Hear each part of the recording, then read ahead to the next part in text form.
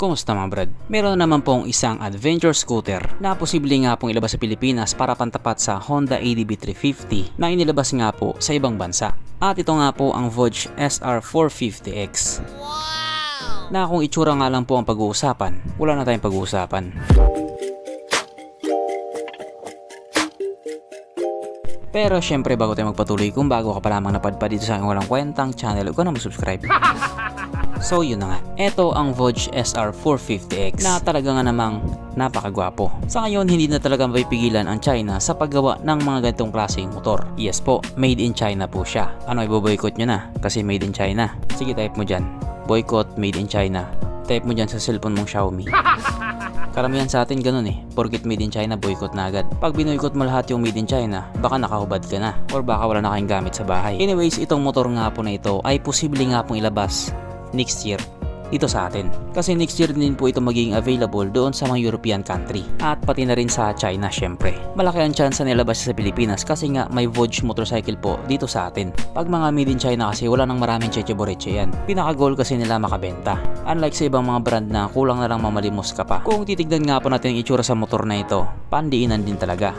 At may kamukha nga din po siya. Alam nyo na siguro kung ano yung motor na yun. So ito nga po ay merong 398cc, twin cylinder engine, naka FI at syempre naka liquid cooled. Pagdating naman po sa kanyang power top, mayroong 43.5 horsepower at 8,000 RPM, 44 Nm of torque at 5,750 RPM. At dahil nga po kare-reveal pa lamang ito doon sa isang motorcycle show na ginanap sa Milan, Italy, wala pa tayong idea pagdating sa kanyang top speed. Ang kanyang mga gulong 17 inches sa harap at 14 inches naman po sa likuran. Typical na sukat nga po para sa mga adventure scooter. Pagdating naman po sa kanyang braking system, ito po ay naka-disc brake sa harap at disc brake din po sa likuran.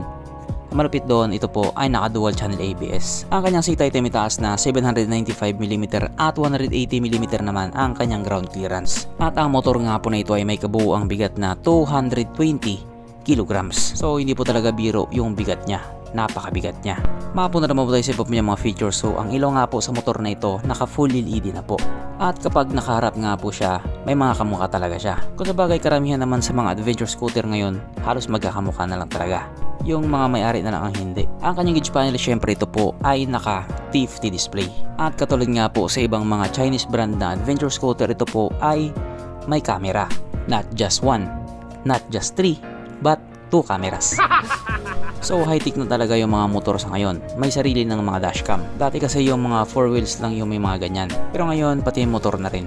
At nandito na nga po tayo sa exciting na part, ang kanyang mga suspension. So sarap ang bahagi nga po ito ay ginamitan ng upside down fork. At sa likuran naman ito po ay gumagamit ng dual shock absorber na ayon nga po sa mga taong nakagamit sa motor na ito, magandang bounce.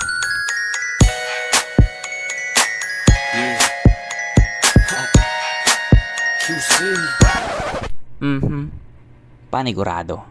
Wala na namang nalungkot.